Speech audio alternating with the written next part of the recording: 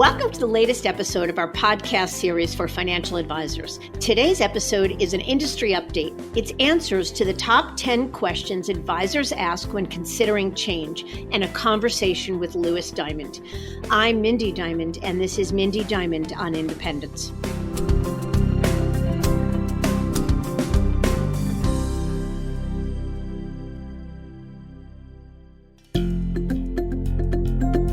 This podcast is available on our website, diamond-consultants.com, as well as Apple Podcasts and other major podcast platforms.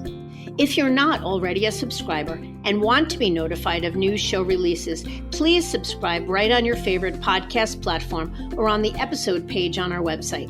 And if you find the content in this series to be useful and know others who could benefit from it, please feel free to share it widely.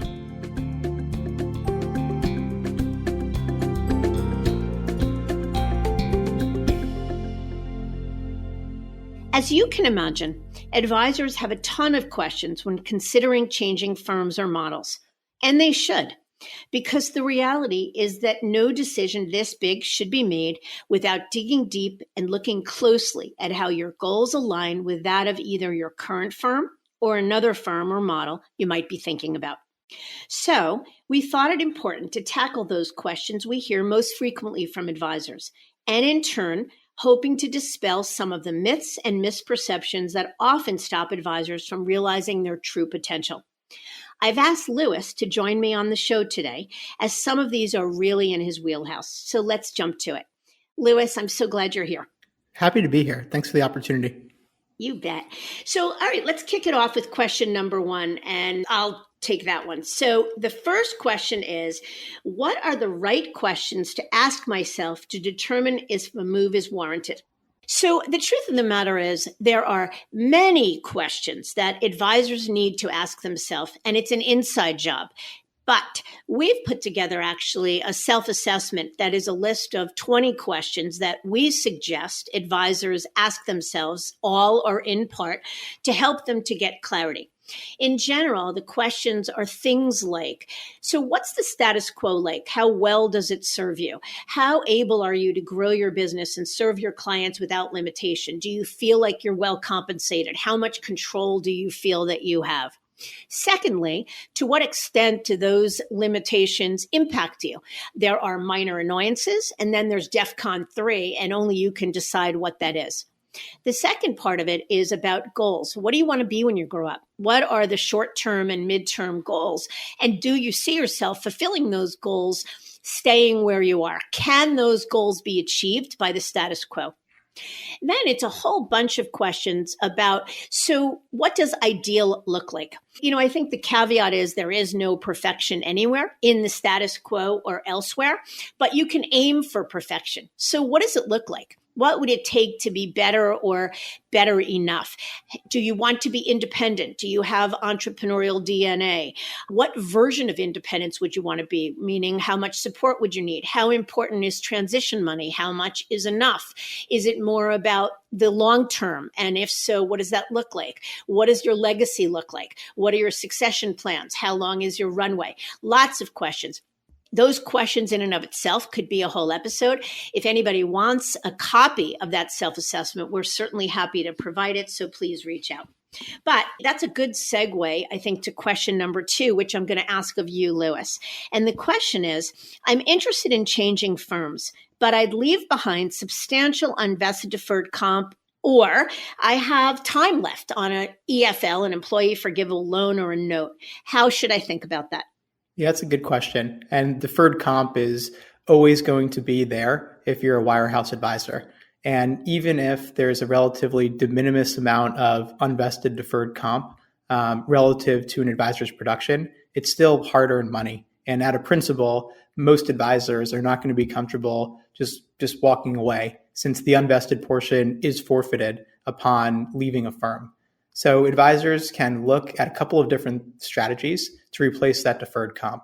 I'd say the cleanest or easiest is that certain wirehouses will reimburse an advisor all or a portion of their unvested deferred comp as part of the deal structure. And that's above and beyond the normal forgivable loan terms.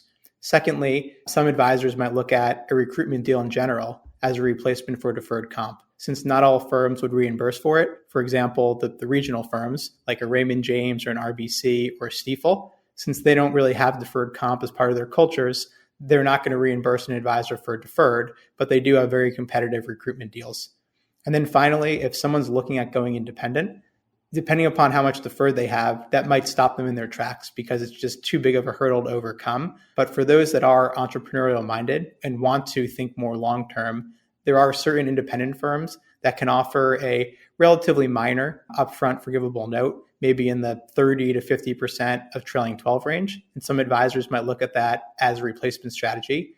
But the bigger thing is whether there's upfront cash or not when someone's going independent, the advisor is going to go independent because they believe the much higher payout over a period of time, plus all the additional freedom they're going to pick up, is going to more than make up for their deferred comp. And all of that can still be said for someone who has time left on a note. Depending upon how much money's left on a note, it may or may not be feasible to leave. But when you have time left on a note or a significant deferred comp balance, it means that the bar to leave is that much higher. And someone's going to have to be more unhappy with balance left on a note before free agency than someone who already has had their note forgiven or who wasn't on a note to begin with.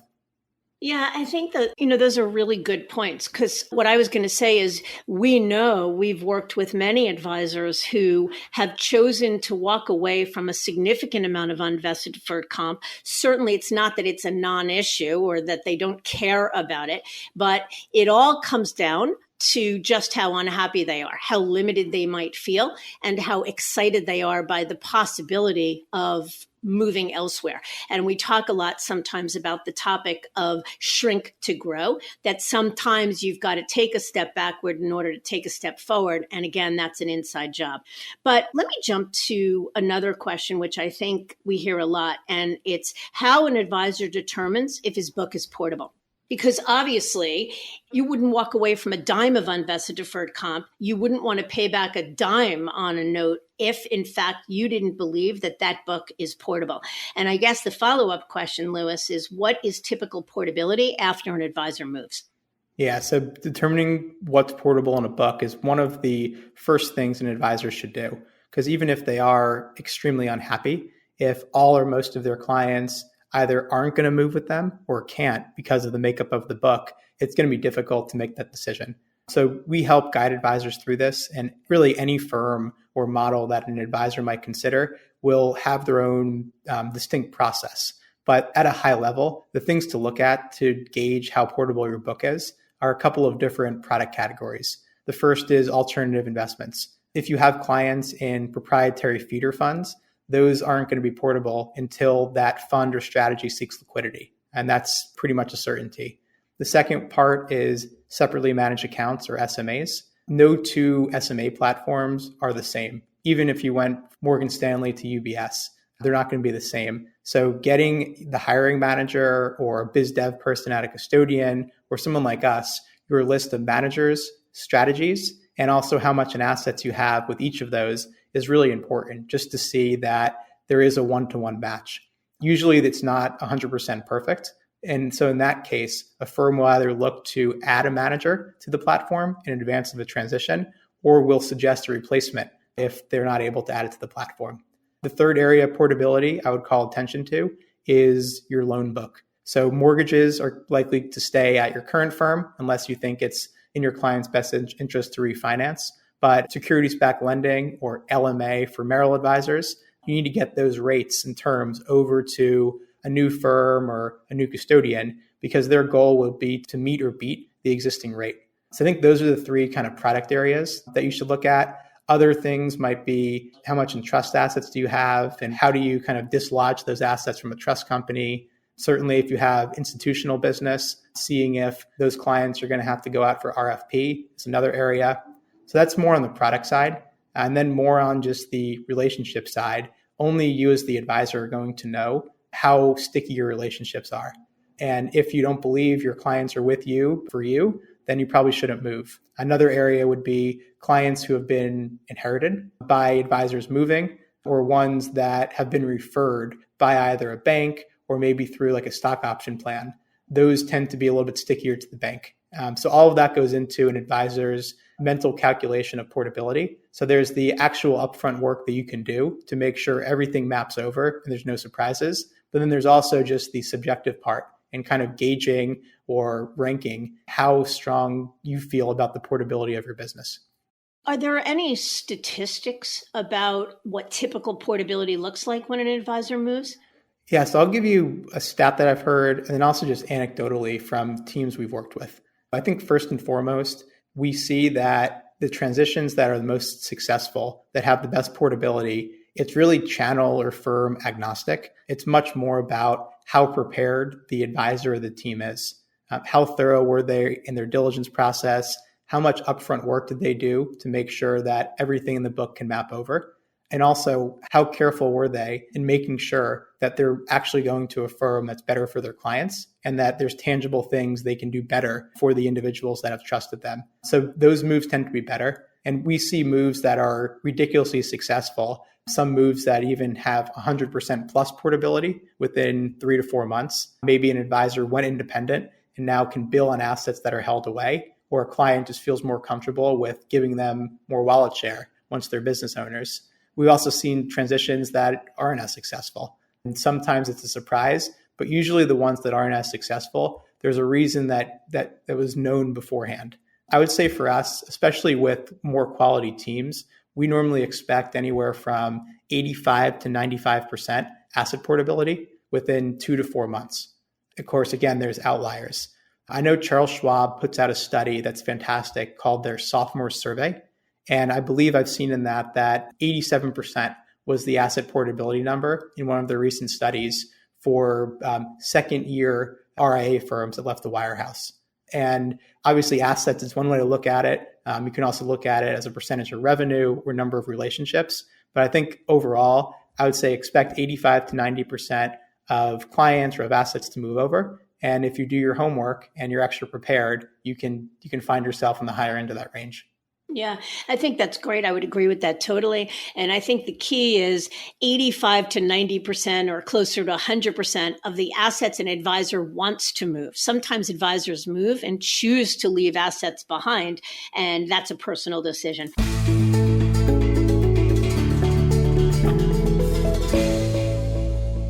Let me shift gears a little bit, Louis. I want to focus on two questions that we get asked a lot these days. So the big firms are working hard to tie advisors up via their retire in place or sunset programs. And that is an option, obviously, for senior advisors that are within a certain amount of time from retirement. But it also has an impact on the next gen advisor, the next gen inheritor. So I'll take the first question, speaking to the senior advisor, the one that might be close to retirement, and I'll ask you a question speaking to the next gen inheritor, if that's okay. Absolutely. Okay. So question one, talking to senior advisors. My firm is encouraging me to sign on to its retire in place program. Should I take it? What might other options be to consider? Okay, so what we're talking about here are Merrill Lynch's CTP, UBS's Alpha, Morgan Stanley's FAP, and just about every major firm has a retire in place program. They are a wonderful way for big firms to prevent attrition. They are an equally wonderful way for a senior advisor to monetize his or her business in place without having to go through the disruption of making a move.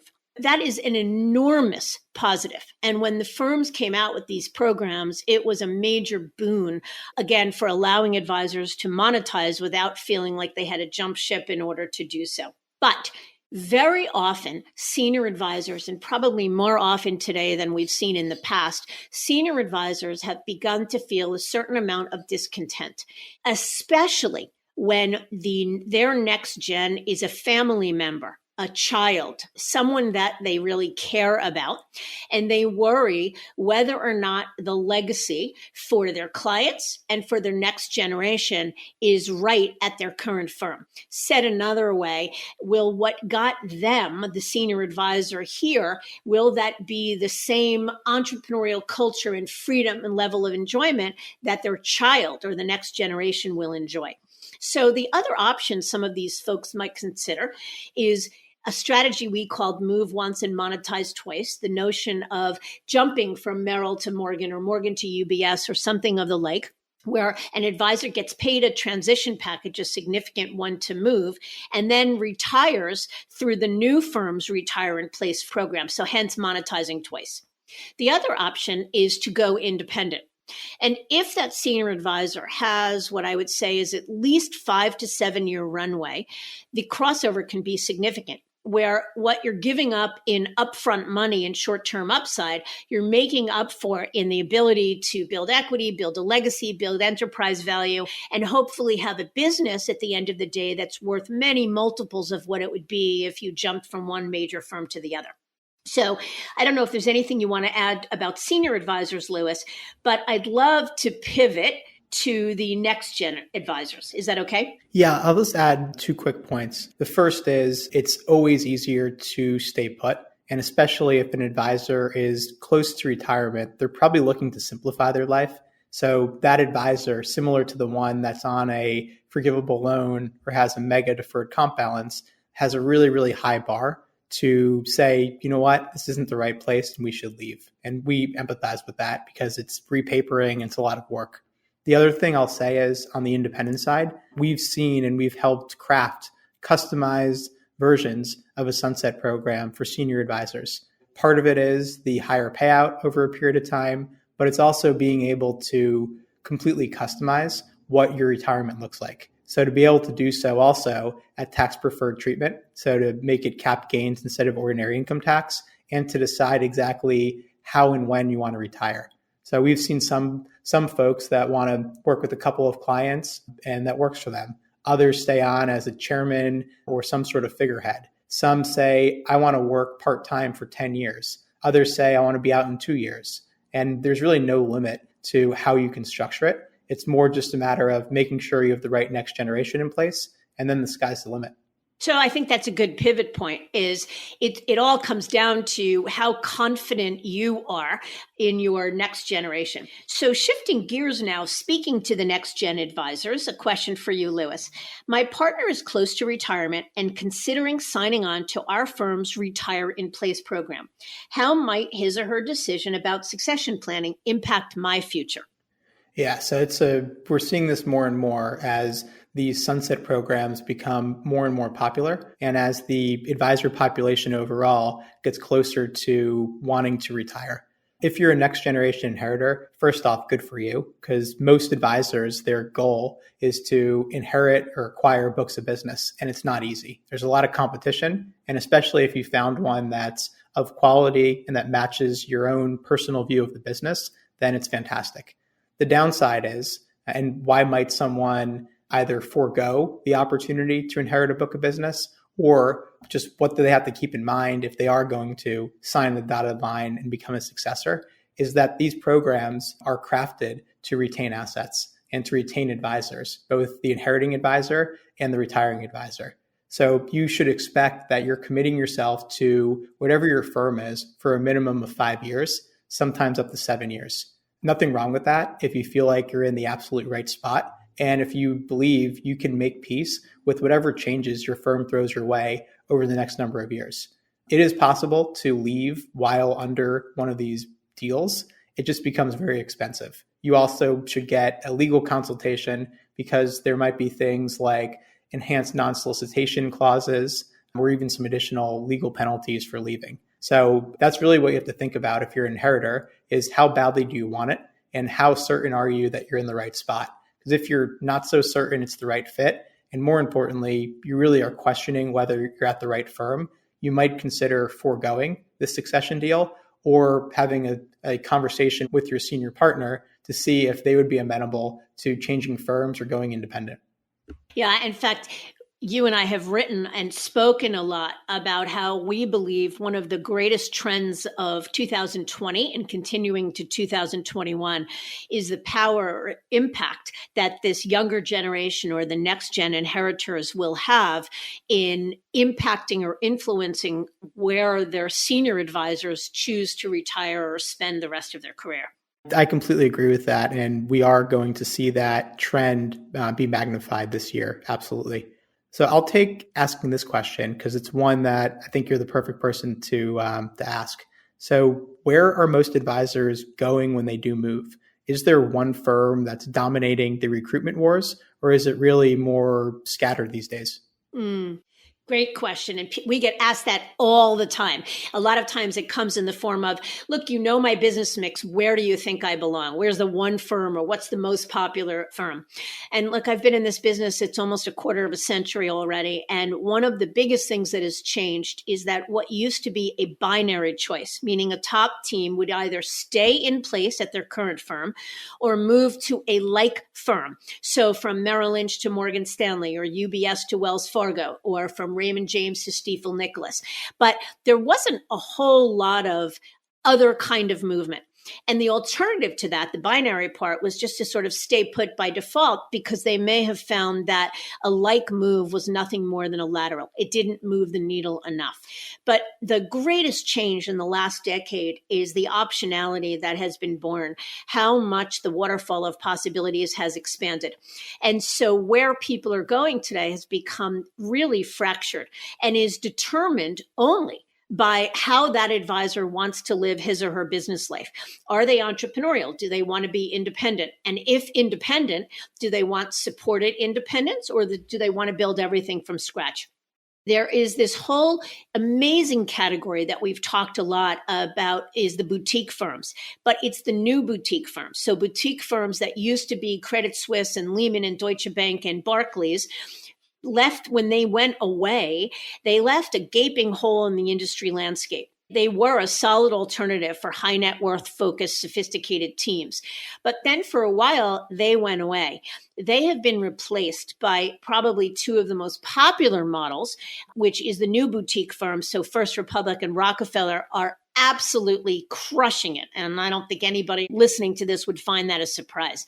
And then there are still plenty of advisors moving within the wirehouse channel. And then you've got the regional firms that have really seen the disenfranchisement, or a lot of the frustration that wirehouse advisors are feeling, seen it as an opportunity to really capture top talent. And so regional firms that used to be seen as nothing more than also rans, their technology was a little less than, their leadership a little less than, the community of advisors a little less than, have really leveled the playing field. And so their deals, their platforms, their infrastructure, the people that they're recruiting are absolutely as good, if not better in some cases, than the wirehouses. And you and I, in the last couple of months, have moved several mega $1 million teams in and around the wirehouse world, from UBS to Morgan Stanley, from Merrill Lynch to Wells Fargo, et cetera. So lots of movement. And the short answer is, where they're going is much more fractured, and there is no one exact popular destination.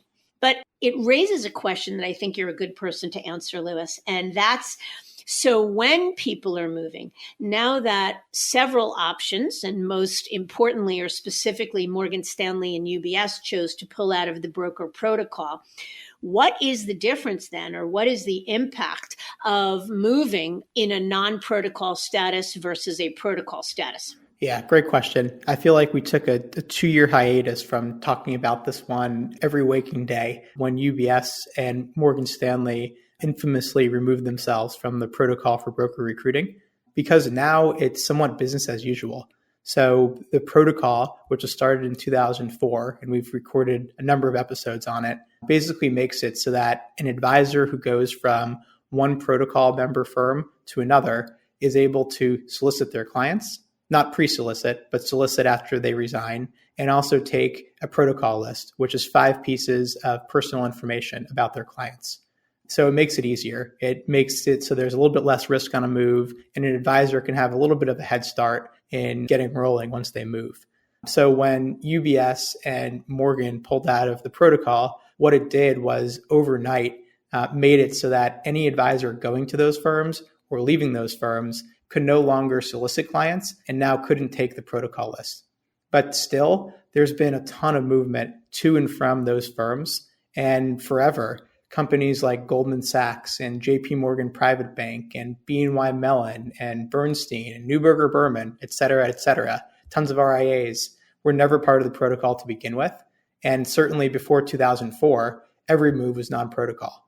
So what's happened now is the industry has a playbook. Attorneys that specialize in the space have done a ton of successful moves in it. Every firm that you might consider is well prepared to receive non-protocol teams. So if you're an advisor at Merrill or Wells Fargo that are still part of protocol, consider yourself lucky.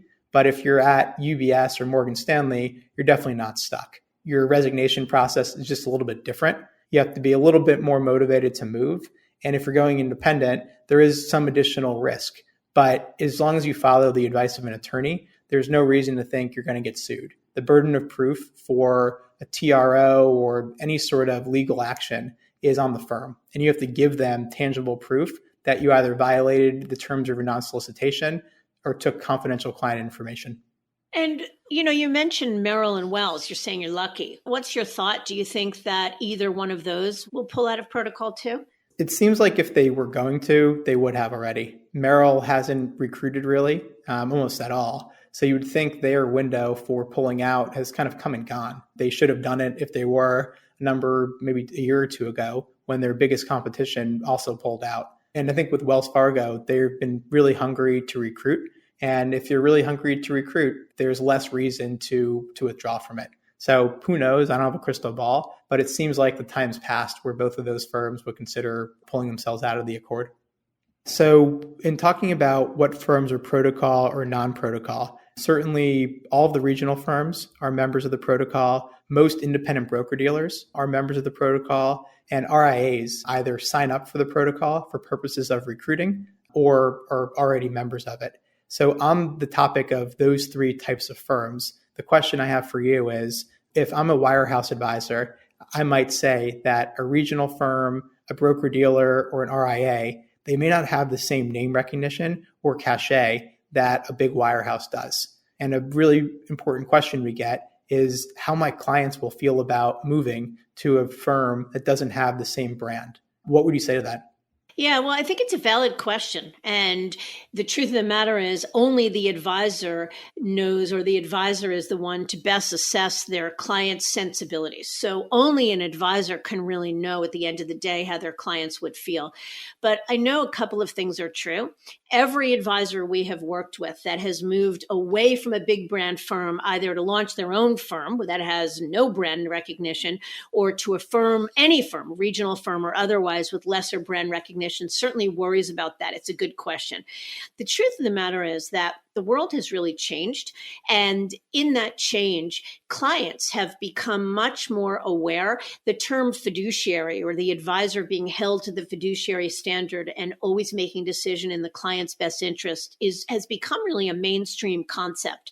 And so what clients, more than anything, what advisors who have moved had told us is that as long as they can make a strong case, a decision to move elsewhere is being made in the client's best interest, to do no harm to the client, in fact, being made to better the services or deliverables that a client can expect, clients will follow. And back to the point Louis made earlier about portability, the number one determinant of portability is about trusted, deep relationships. That's really what it's about. So anecdotally speaking, in almost every move we've made, whether an advisor's moved from one big brand name to another, or from a brand name to go launch his own firm and start Bob Smith Wealth Management, the ability to be successful and to move clients has everything to do with that trusted relationship and being able to make a case that the move is being made for the benefit of the clients.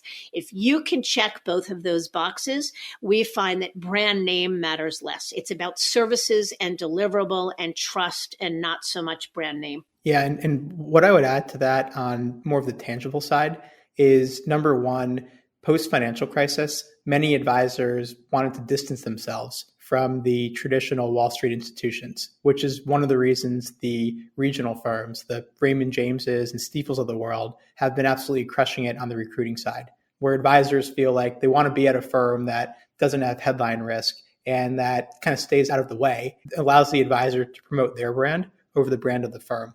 The second part of it is, when advisors go independent, sometimes there's a fear, my clients aren't going to know Louis Diamond Wealth Management. Well, it's probably true. Obviously, as Mindy said, the trust is with you and the brand that you're going to build. but they can also leverage the brand name of the custodian or custodians where they custody assets. So your clients are definitely going to know who Charles Schwab or Fidelity Investments or BNY Mellon Pershing and probably soon Goldman Sachs are. And you can feel free to leverage that to give your clients comfort that their assets are safe and that they are protected in the event of some sort of misstep by their advisor.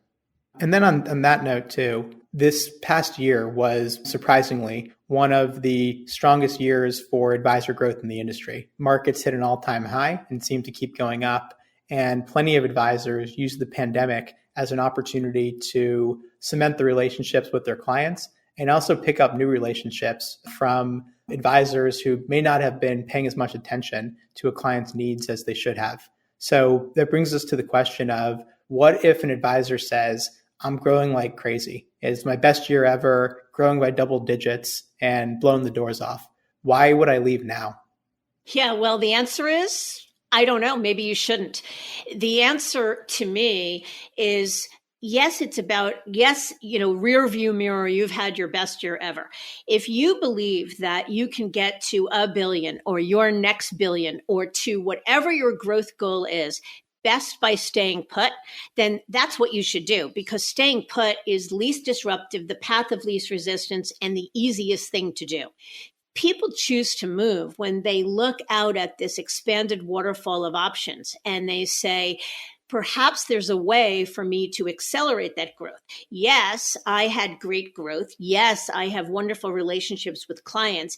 Is there a way for me to take that on the road to go elsewhere and grow even faster? And fill in the blank. The goal may not only be about growth. It may be about will I have an easier time expanding my team? Will I have an easier time building enterprise value? It could be whatever the goal is.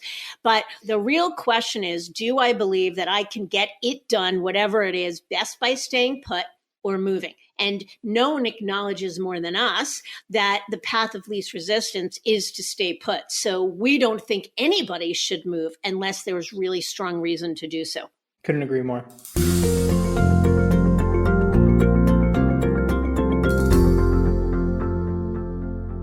There's a lot of reasons that people move. So, Louis, I'd love to ask you, we talk about people growing like crazy. Many advisors have reported that they've had their best year yet, or at least close to it. So let me ask you our final question. I'm considering a move. Am I better off partnering with another team or going solo? Yeah, the age-old question. And the other extension of that question that I'll hit on is, should I become a package deal? So if I'm going to move and I'm making it up a $3 million team, should we consider banding together with another $3 million team? So now we look bigger in the eyes of a firm and presumably have more leverage and maybe get a better deal. And I'll hit on both of those. So surprisingly, from our standpoint, we would say that bigger isn't always better. It's almost always better to focus on your own needs and the needs of your clients. Because as you add in more stakeholders, more voices, or more cooks in the kitchen, if you will, it becomes much more complex. And the likelihood is you are going to have to either sacrifice where you're going to go, or sometimes you just hit an impasse where you may be motivated to leave, but because there's just a stalemate as to what the best move is, nothing happens. So we would say if you are completely aligned philosophically, goals-wise, everything, with either another team that you think there's some synergy with, or with another group who you may want to band together with, then by all means go for it. But depending upon the size of a book, you're probably going to get the best deal a firm has to offer anyway. So in the example of my $3 million team, they're going to get the best deal a firm has to offer. And whether it's 3 or 6 million probably doesn't make much of a difference. Where it matters is if you're a solo advisor or you feel like you want to be part of a team in order to be successful, or forming a partnership with another group, you have complementary skill sets. That's a little bit different because that's a strategic business decision. So in summary, I would say focus on yourself and your own goals first. And if they happen to align with another team or another professional that you might want to do the same thing together, by all means, go for it. So what would be a negative about what could possibly go wrong if two teams were to come together, two previously unaligned teams were to choose to move together? Yeah. So anytime there's a move, there's extra stress. It's you're learning new systems. It's a transition. It's paperwork. It's a ton of work. So two teams that weren't together before, you all of a sudden bring them together in a transition, and it's like pouring gasoline on a fire. You're either going to find out really quickly that you're ideal partners and you make yourselves better, or it's just going to completely fray, and then you have to deal with the messy divorce. Yeah, makes sense.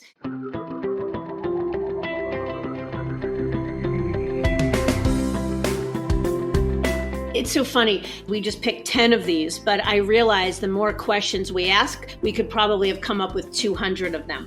And so what we've tried to do here is to answer the most frequently asked questions we hear from advisors. But the truth be told, there are as many questions to ask as there are advisors who ask them.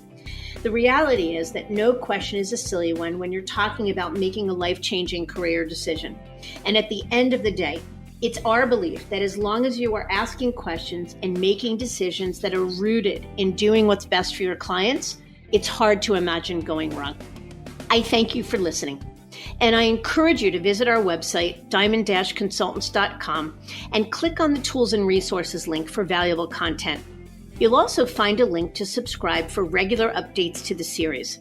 And if you're not a recipient of our weekly email, Perspectives for Advisors, click on the blog link to browse recent articles. These written pieces are an ideal way to stay informed about what's going on in the wealth management space without expending the energy that full-on exploration requires. Feel free to email or call me if you have specific questions. I can be reached at 973-476-8578 or by email at mdiamond@diamond-consultants.com. Please note that all requests are handled with complete discretion and confidentiality. And again, if you enjoyed this episode, feel free to share it with a colleague who might benefit from its content. And be sure to give it a star rating on Apple Podcasts. It will help let other advisors know it's a show worth their time to listen to. This is Mindy Diamond on Independence.